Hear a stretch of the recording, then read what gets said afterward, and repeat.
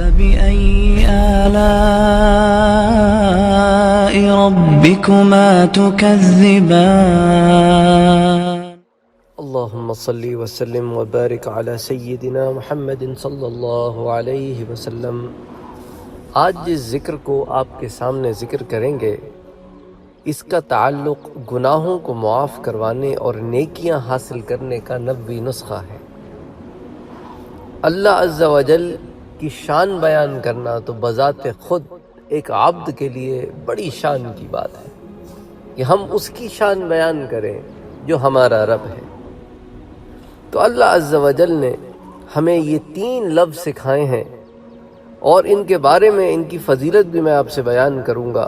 وہ 3 الفاظ یہ ہیں: سبحان اللہ و بحمدہ، سبحان اللہ و بحمدہ، یعنی میں اللہ کی پاکی بیان کرتا ہوں اس کی شان کے لائق، اور اس کی تعریف کرتا ہوں اس کی بیان کی ہوئی تعریف کے ساتھ۔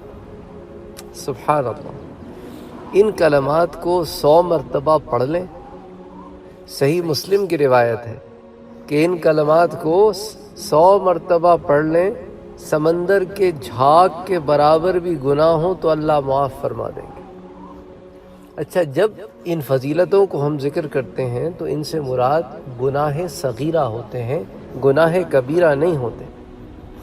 گناہ صغیرہ کے معاملے میں یہ باتیں آتی ہیں، تو سمندر کے جھاگ کے برابر بھی گناہ ہوں تو اللہ معاف فرما دیں گے۔